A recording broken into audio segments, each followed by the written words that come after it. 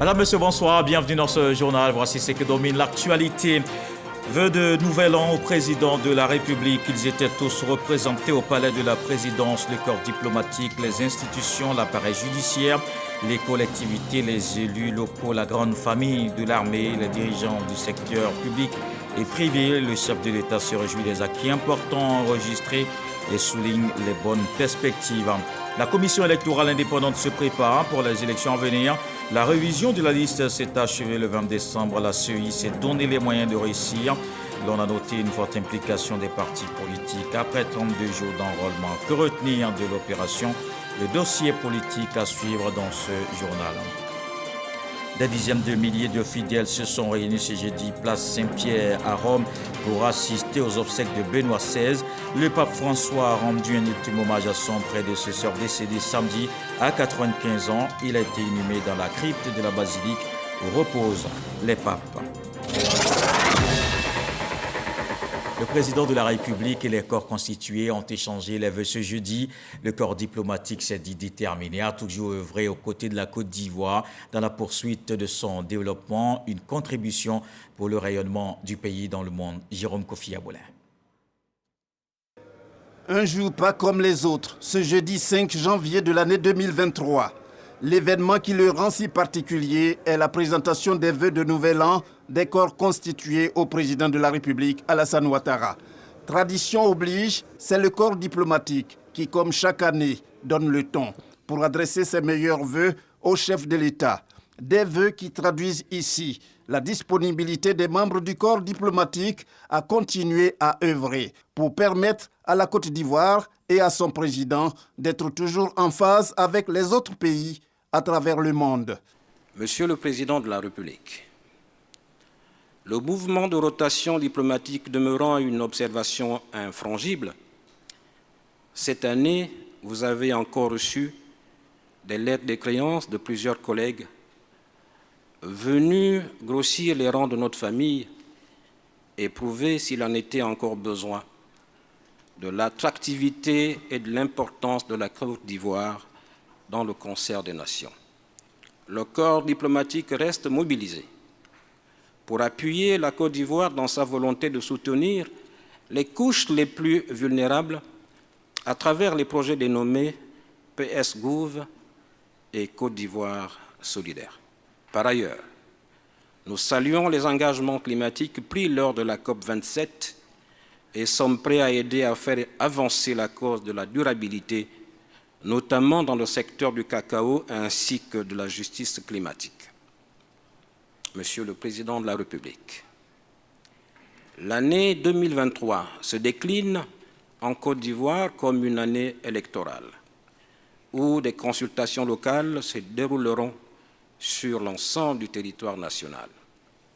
C'est l'occasion de formuler des vœux pour un processus électoral inclusif et apaisé pour ces élections municipales, conformément à l'une des recommandations de la 5e phase du dialogue politique, notamment, je cite, la prise en compte des réalités politiques nouvelles en vue du réaménagement de la Commission électorale indépendante sans préjudice de celle-ci.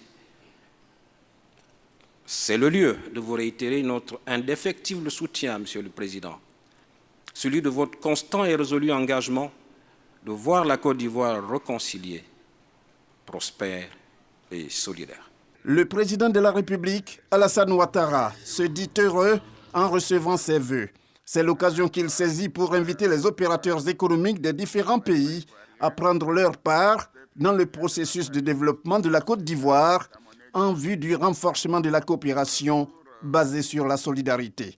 Mesdames et Messieurs les ambassadeurs et représentants des organisations internationales, je saisis cette occasion pour saluer votre engagement en faveur du renforcement des relations d'amitié et de coopération entre la Côte d'Ivoire et les pays et organisations que vous représentez. C'est le lieu de relever votre contribution, dont l'impact sur le développement de mon pays est inestimable. Je vous adresse mes sincères remerciements, ainsi que ceux du peuple ivoirien. Face au contexte mondial durement affecté par des crises multiformes, notamment sécuritaires, énergétiques, climatiques, qui demeurent de réels sujets de préoccupation, nous devons prendre conscience de la nécessité de mutualiser nos efforts et de renforcer davantage la coopération et la solidarité.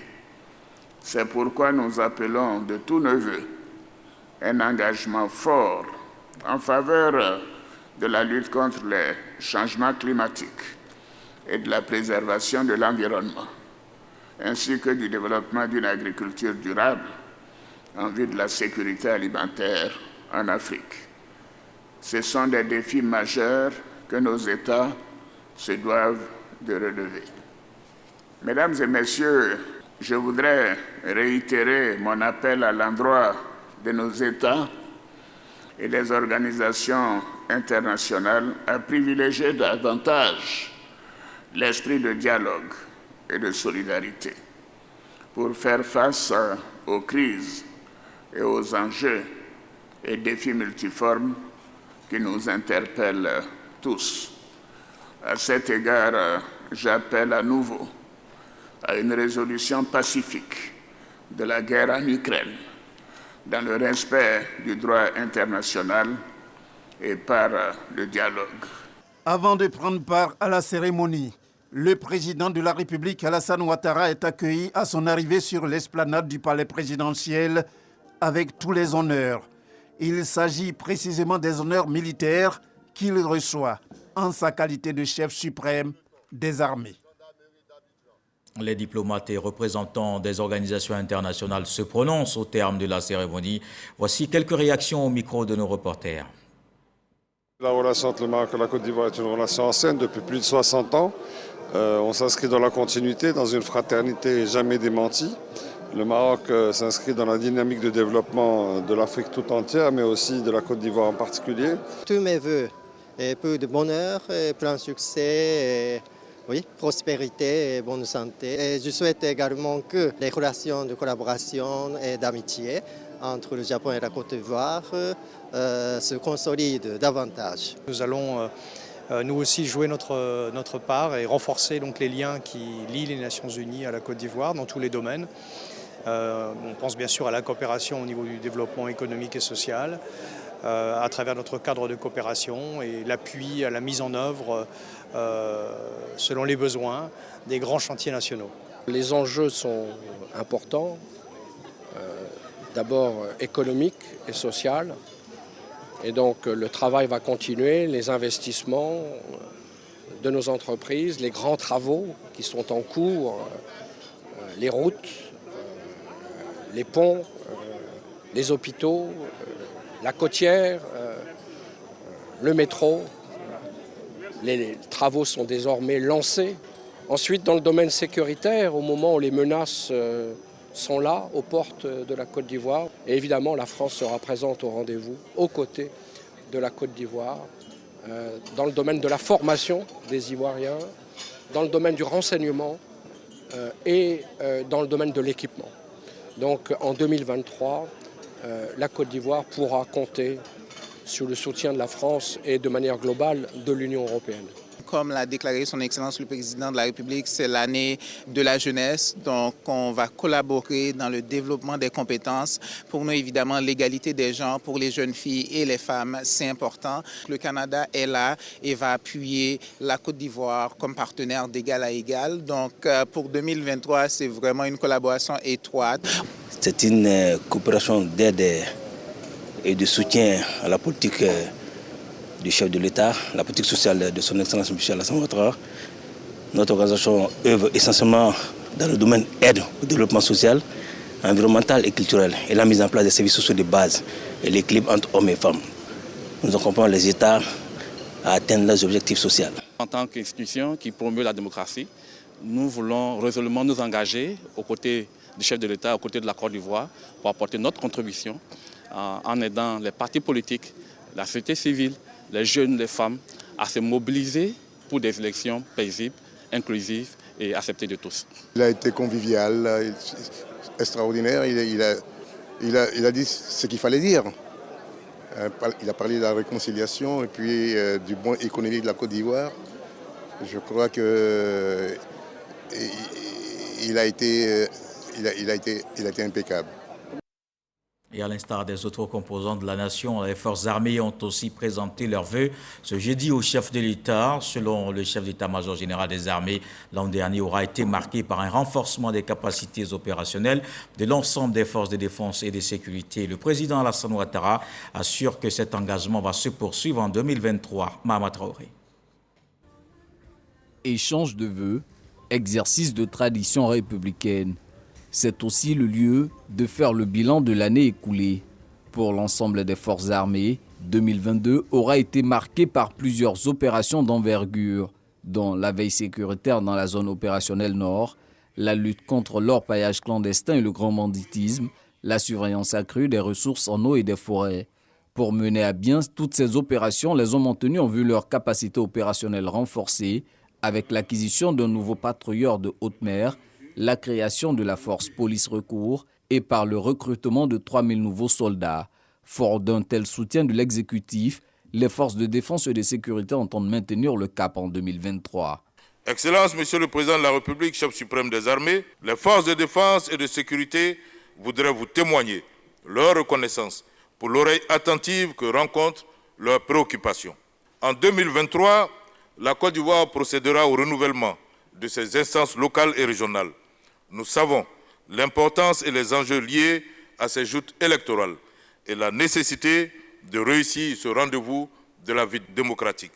Les forces de défense et de sécurité se tiendront, comme à l'accoutumée, aux côtés de l'organisme en charge de l'organisation de ces élections.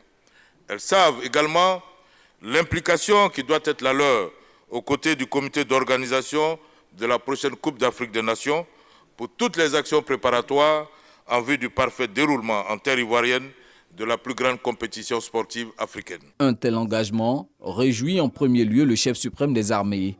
Le président Alassane Ouattara rassure ses hommes de son soutien pour ce qui est de la dotation en logistique opérationnelle nécessaire, de quoi parer à toutes sortes de menaces. Pour cette année 2023, vous avez identifié 2 échéances importantes pour la vie nationale.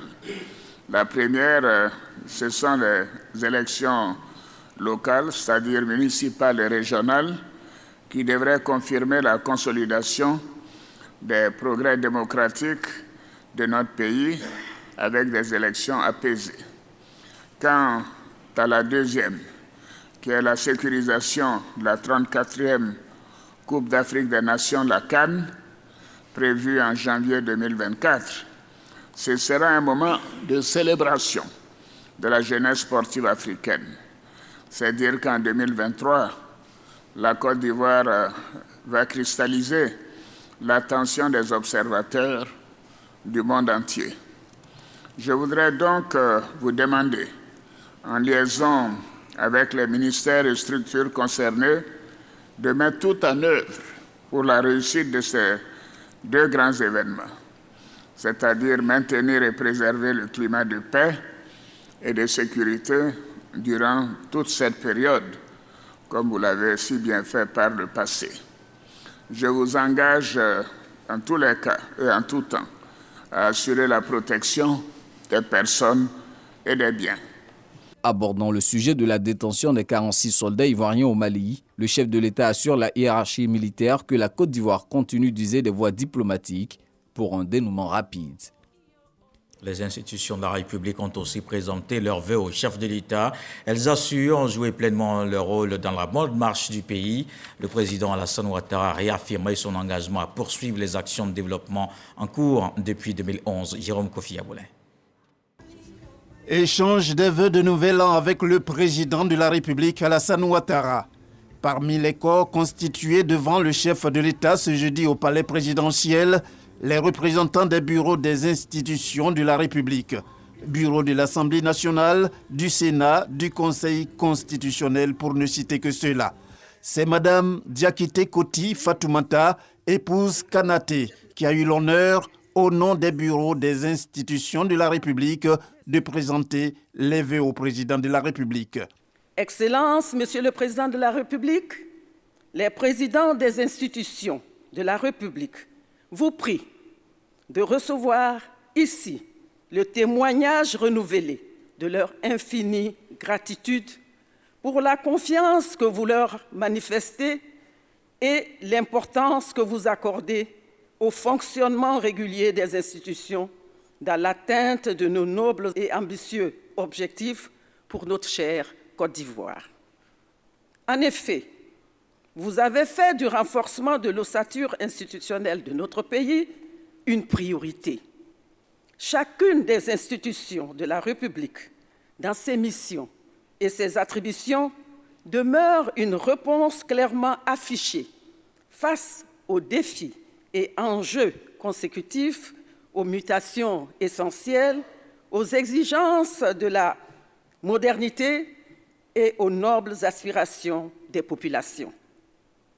Tout au long de l'année 2022, vos exigences de qualité dans la conduite des affaires de l'État, dans l'élaboration des lois, dans la promotion de la justice, dans le respect et la garantie de leur exécution, dans la contribution à l'élaboration de la politique gouvernementale, dans la reconnaissance du mérite, dans la préservation de nos us, coutumes et nos valeurs ancestrales, dans la lutte contre la corruption, dans la promotion de la bonne gouvernance et de la démocratie, ont été pour nous de précieux viatiques sur le chemin de l'édification d'une nation unie, solidaire et prospère. Le président de la République, réagissant, salue la détermination de ses hôtes à travailler pour le bonheur de leurs concitoyens, tout en indiquant savoir compter sur eux pour permettre à la Côte d'Ivoire de toujours rester debout. Mesdames et messieurs, en tant que premier responsable des prestigieuses institutions que vous représentez et qui sont essentielles pour notre démocratie, vous êtes appelés à contribuer à la formulation de solutions idoines face aux problématiques qui s'imposent à notre pays. Par conséquent, la nation et nos concitoyens attendent beaucoup de vous. Et je sais que vous saurez rendre à nos concitoyens la confiance placée en vous. Mesdames et messieurs les présidents d'institutions, l'année nouvelle que nous souhaitons plus fructueuse que 2022, même si celle-ci a été satisfaisante à bien d'égards, est une opportunité pour consolider les acquis dont nous pouvons être fiers, mais surtout pour envisager avec plus de sérénité les défis à venir. Une attention particulière sera accordée aux jeunes tout au long de cette année 2023. À cet égard, nous mettrons un accent particulier sur le dispositif de formation et d'employabilité des jeunes. Nul doute que chaque institution, selon le domaine de compétences qui est le sien, saura, en synergie avec le gouvernement, prendre les dispositions qui s'imposent pour nous permettre d'apporter plus de sérénité, de confiance et d'emploi à notre jeunesse. Le président de la République a par ailleurs indiqué avoir un engagement ferme en vue du triomphe de la démocratie et de la bonne gouvernance en Côte d'Ivoire. Nos reporters ont recueilli quelques réactions de personnalités au terme de la rencontre. Notre souhait, c'est que cette année 2023 nous apporte un peu plus que l'année 2022, qui a été, je dirais, une très bonne année pour la Côte d'Ivoire dans tous les domaines. Bien entendu, l'exception existe, la perfection n'est pas de ce monde. Mais au total, nous devons reconnaître que la Côte d'Ivoire a vécu en paix et que les Ivoiriens se sont retrouvés. Pour ce qui concerne le Conseil économique, social et environnemental, nous sommes une chambre de réflexion qui doit faire des propositions aux autres chambres comme l'Assemblée et le Sénat, qui doivent faire des propositions au gouvernement. Donc c'est dans la sagesse que nous devons apporter notre modeste contribution au développement de ce pays.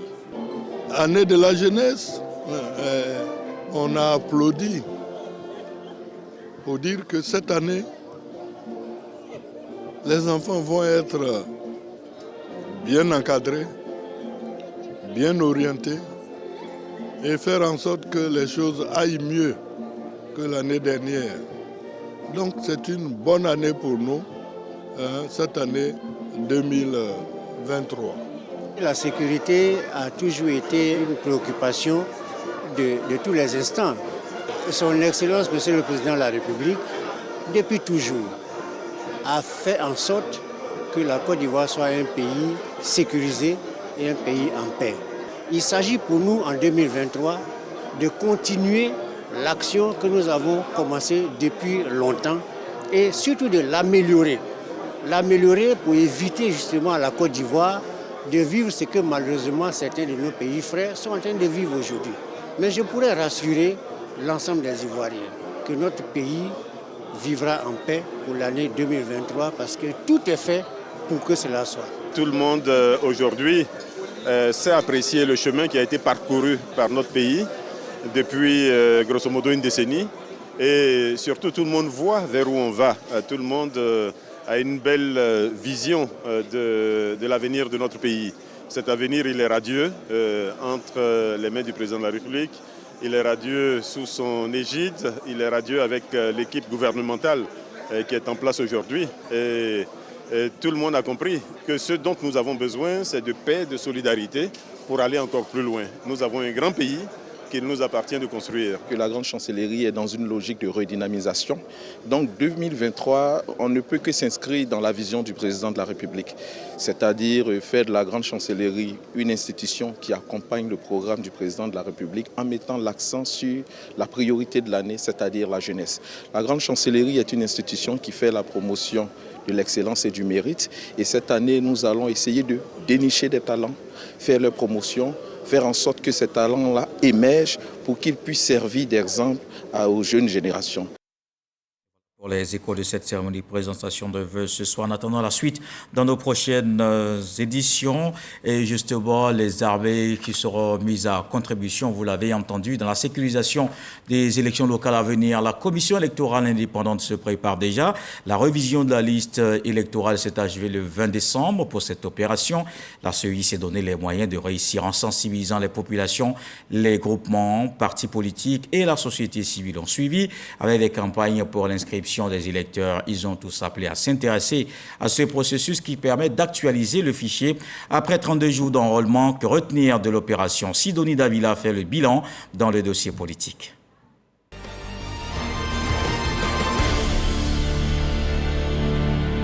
À moins d'un an des élections locales, municipales et régionales, la CEI prépare déjà la liste électorale. La révision de la liste électorale vise, comme l'indique l'article 6 du Code électoral, à mettre à jour la liste électorale en tenant compte des mutations intervenues dans le corps électoral.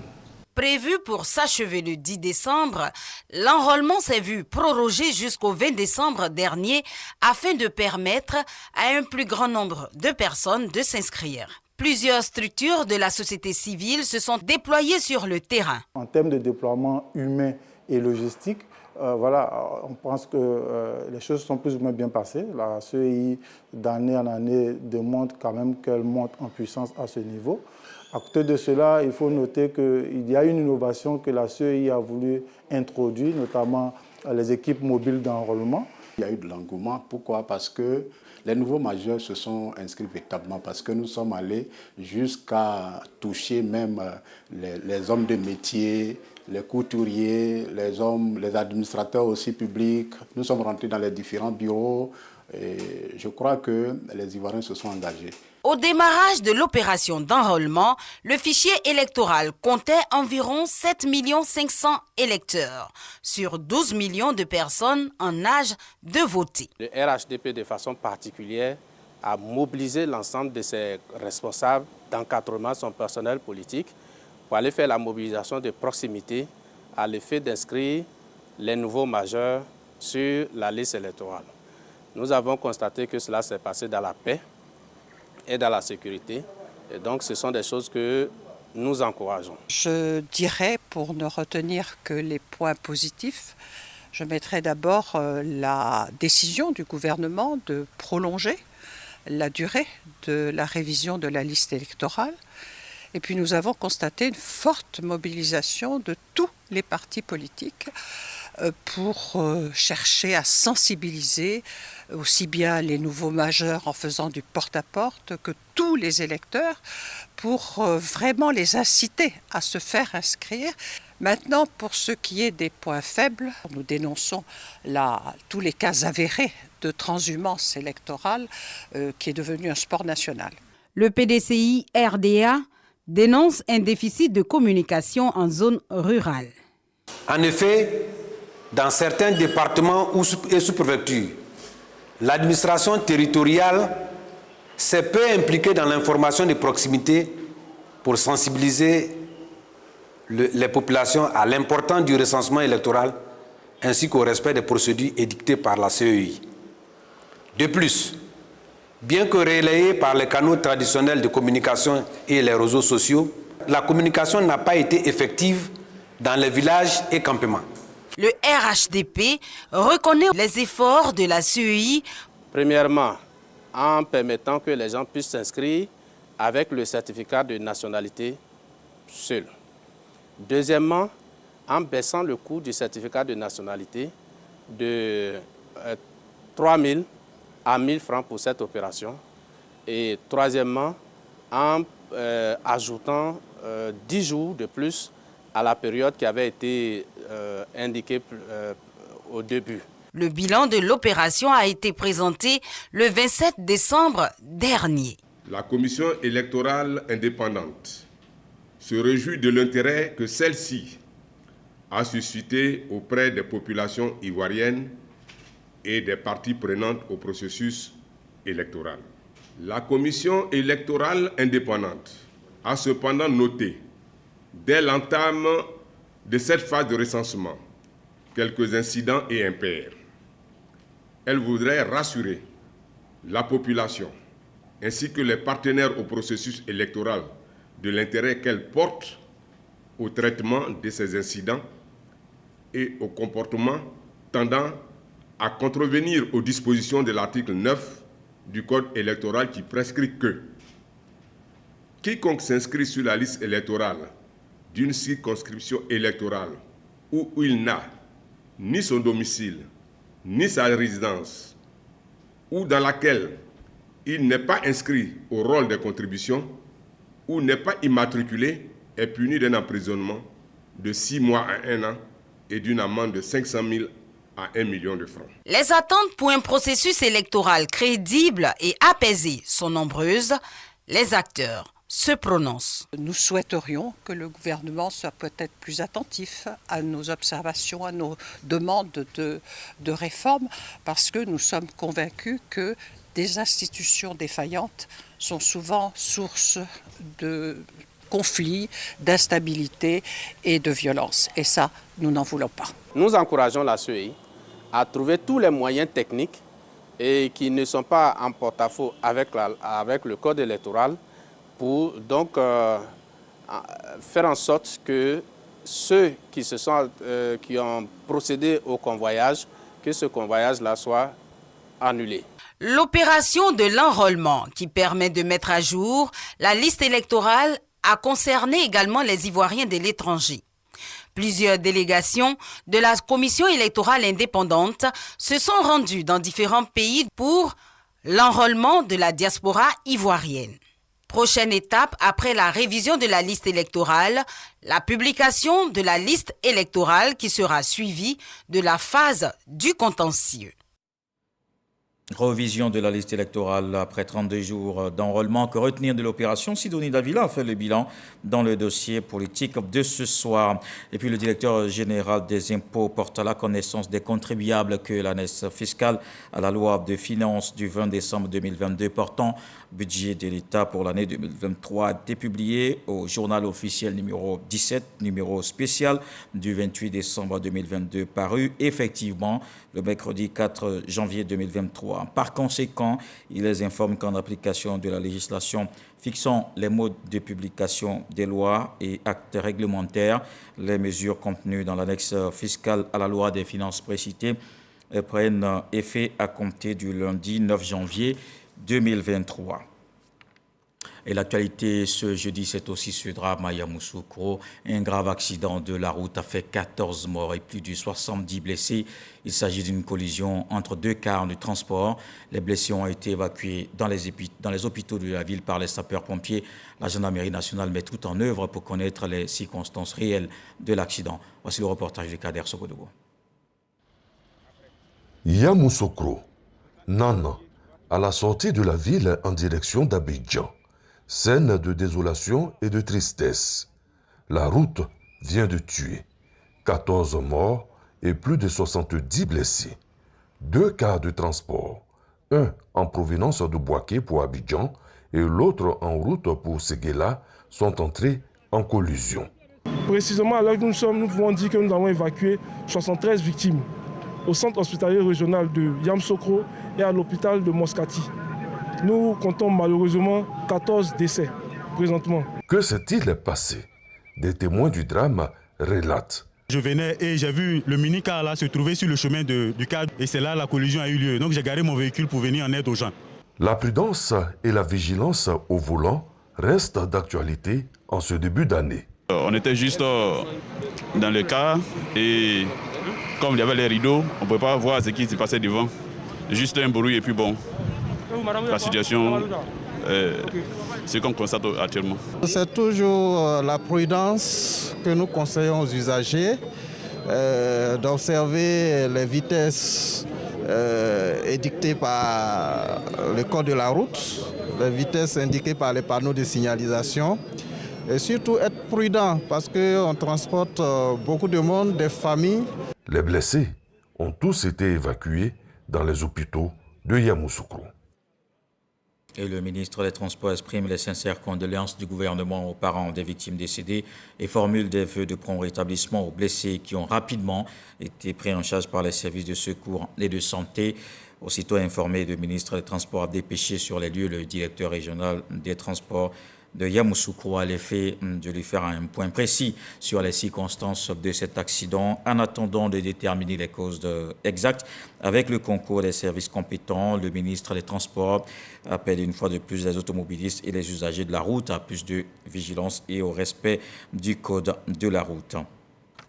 On retrouve le sourire ici dans le sud. Le ministre-gouverneur Robert Begré-Mambé a offert à la veille du Nouvel An des cadeaux à plus de 10 000 enfants de Songon. Cet acte de solidarité s'est aussi traduit par la remise de vivres aux parents, les enfants exhortés au travail et à la discipline. Issa Tionayo. Plus de 10 000 enfants de Songon soulagés par le district autonome d'Abidjan. Le ministre-gouverneur Robert Begré-Mambé, à la veille du Nouvel An, leur a offert de nombreux cadeaux ainsi que des vivres pour leurs parents. Le représentant du ministre-gouverneur Alobwe Osé a indiqué que ce geste traduit la matérialisation de la solidarité prônée par le président de la République Alassane Ouattara. Le ministre-gouverneur Robert Begré-Mambé a la même vision que le président Alassane Ouattara, qui a la main sur le cœur et qui développe aujourd'hui toutes les infrastructures et qui crée les conditions de paix en Côte d'Ivoire. Aujourd'hui, si nous pouvons réunir tous nos parents, si nous pouvons réunir tous les enfants, les égayer pour leur donner des cadeaux, pour leur donner un petit sourire, pour donner des vivres, c'est parce que le président Alassane Ouattara a créé des conditions de paix. Je veux dire merci au gouverneur du district d'Abidjan pour tout ce qu'il a fait pour nous. Il nous a donné des cadeaux. Mon petit frère a cadeau, vraiment je suis content. Je remercie le gouvernement pour tous ces cadeaux qu'il nous a donnés.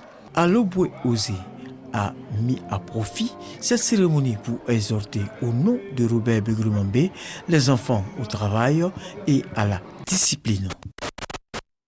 Le maire de Thiébissou, ville du centre du pays, Germain Dry, était en France à La Motte-Beuvron, une rencontre de travail dans cette région du centre Val-de-Loire. Cette ville ouvrière dispose de technologies dans l'agro-industrie. C'est un potentiel partenaire pour la ville de Thiébissou, une zone tout aussi agricole. Les deux élus entament ainsi un processus qui fera de leur localité des pôles attractifs au bénéfice, évidemment, des populations. Franck Quadio. Salle de réunion de la municipalité de La Motte-Beuvron, en France, région du centre Val-de-Loire. 2 élus épluchent plusieurs perspectives de travailler ensemble pour le développement local. Germain Ndrekofi, maire de Tébissou, et Pascal Biolac échangent l'agro-industrie, mais aussi la santé, le sport, le tourisme et la culture, des pistes de collaboration, voire un spectre d'investissement favorable relevé par Roger Begré, conseiller spécial du maire de Tébissou. Cette rencontre est le point de départ d'une convergence des idées appelée à se renforcer à l'avenir. La Côte d'Ivoire et la France, vous savez, sont des amis de très longue date dans tous les domaines. Donc je suis heureux et fier d'être ici non seulement pour ce jumelage, mais aussi pour respecter un engagement que j'ai pris avec la jeunesse, les femmes et la population de Tébissou. Nous avons pu aujourd'hui, en accueillant Monsieur le maire et sa délégation, écrire une feuille de route ensemble qui se veut être l'ouverture d'un partenariat pour travailler pendant 6 mois à élaborer une convention de jumelage que nous aurons le plaisir de signer. B2B, mais surtout visite des atouts locaux tels l'unité de métallisation, l'Institut médical de Sologne, des visites sanctionnées par une signature de feuille de route entre les villes de Tébissou et la Motte-Beuvron. Prochain rendez-vous, Tébissou en Côte d'Ivoire du 6 au 13 avril 2023. En religion, les 82 pèlerins ivoiriens catholiques viennent de rentrer. Ils ont passé 10 jours de pèlerinage en terre sainte d'Israël, une expérience qui a permis de raffermir la foi. Les derniers instants étaient consacrés au chemin de croix et à la visite du tombeau de Jésus-Christ à Jérusalem. Le point de nos envoyés spéciaux, F. Boué, Célestin Frodo.